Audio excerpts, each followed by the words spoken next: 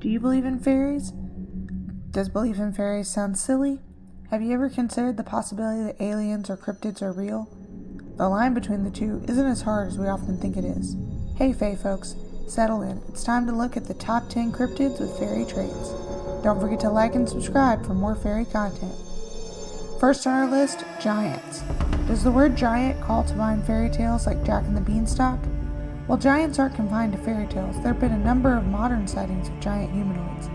Beginning with the Patagonian giants, all the way up to the present day with the giants of Kandahar.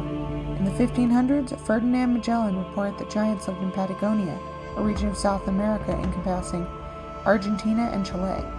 The giants were between 13 and 15 feet tall. Later, in the 1600s, a two-headed giant, Cap d'Oie, was supposedly found in Argentina and was subsequently displayed in circuses and sideshows. Closer to the present day, the Taino giant was reported in Ghana. It was a giant humanoid primate with white skin and black hair who carried an animal skin that he wrapped around himself when cold, which sounds a lot like wearing clothing. In the Solomon Islands, the natives tell of giants living deep in the rainforest. The most recent story comes from U.S. troops in Afghanistan in 2002.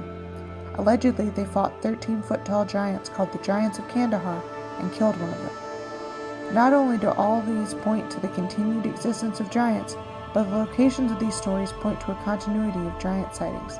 Every continent on Earth has myths of giants.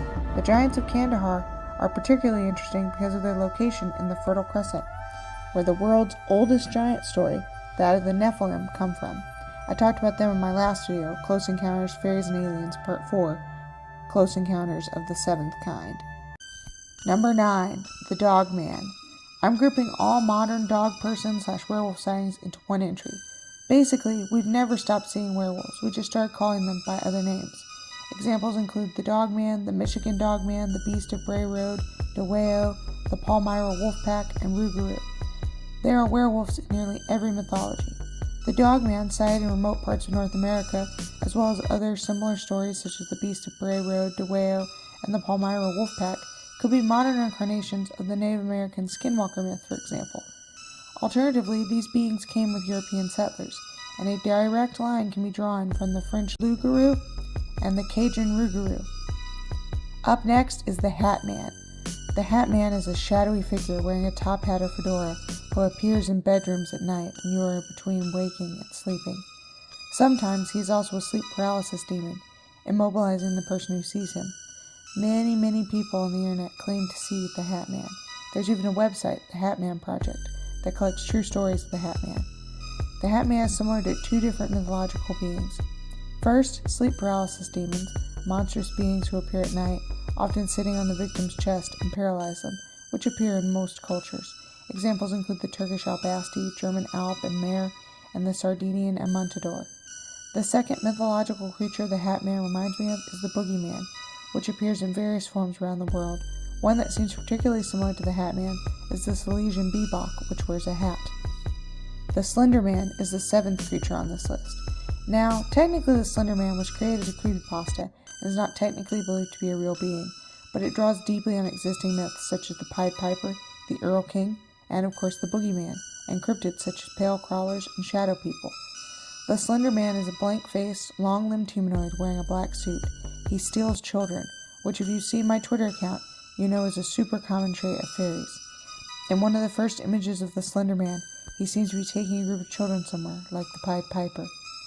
The Pied Piper comes from Germanic folklore, where a piper with a magic flute, who when he's cheated out of payment, steals all of the town's children. The Earl King, also from Germany, is a sinister elf king who stalks children in the woods and kills them with a single touch. Moving into the modern era, people have claimed to see Slenderman-like figures such as Pale Crawlers and Shadow People. Pale Crawlers are pale-skinned beings who often have unnaturally long limbs like Slenderman. They usually appear at night. Shadow People are similar. They are shadowy beings that appear at the corner of your eye, particularly at night. They are almost always male and sometimes have unnaturally long limbs. There is also that sinister feeling that Slenderman has. Essentially, the Slenderman is a point where folktales, cryptids, and internet stories converge. Number 6 is Lizardmen and Reptoids. There are Lizardman cryptids like the Bishopville Lizardman, the Loveland Lizard, Thetis Lake Monster, and New Jersey Gatorman, and Reptoid aliens in the modern era, but we reported the same beings in the past. I already spoke about the links between the Malachite Maid and Reptoid aliens in Close Encounters Fairies and Aliens Part 3, The Ural Mountains, but stories of reptilian humanoids appear all over the world.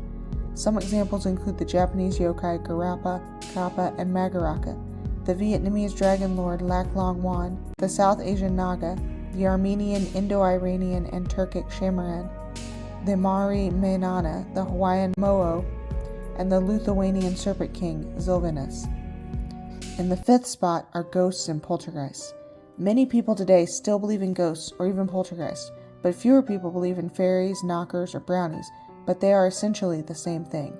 Ghosts are typically understood to be translucent-looking visions of people who look like deceased people or are believed to be deceased people.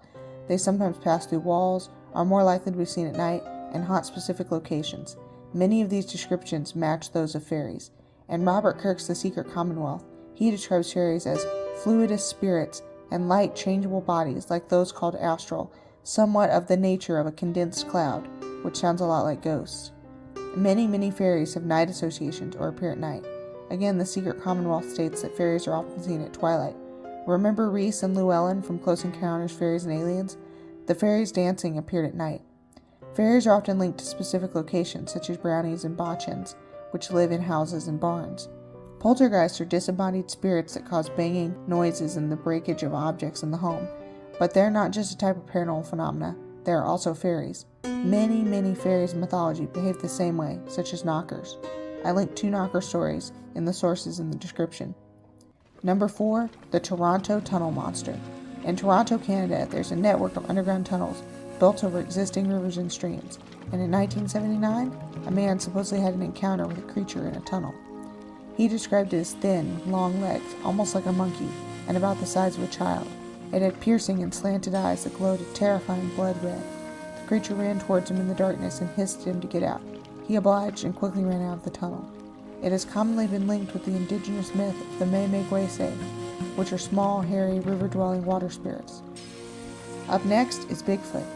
If you see my YouTube shorts, you know that there are stories of ape-like humanoids in forests and jungles around the world, and that they have similarities to creatures that we would commonly class as fairies. Like many fairies, such as dryads, leshy, and woodwoes, Bigfoot lives out in the woods and is often a guardian of nature. Also, not all Bigfoots are tall.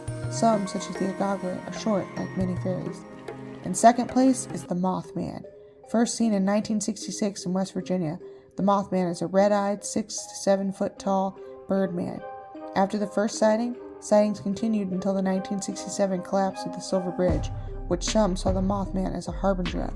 There have also been Mothman sightings in Chicago. Many fairies are harbingers of death and doom, such as the Irish Banshee and the Scottish Benny. Additionally, the Thunderbird from Native American mythology is very similar to the Mothman. The Shawnee, Cherokee, as well as Iroquoian-speaking groups are among the traditional tribes of West Virginia, and they all have stories of the Thunderbird. And in first place, the most well-known supernatural phenomena, unidentified flying objects. I actually did a whole series on the similarities between UFOs and aliens, so if you haven't seen it, I recommend it, if you want more details on this topic. UFO sightings date back to Roman times, but many ghost lights from global mythology would be classed as UFOs today. Examples include the Japanese Chochinbi, Kodama, Onubi, and Surabi, Pakistani Dio, the Latin American Luz Mala, and the English Will-o'-the-Wisp. And of course, aliens have many fairy traits. In conclusion, fairies and cryptids are more alike than you may think. In fact, they may even be the same thing.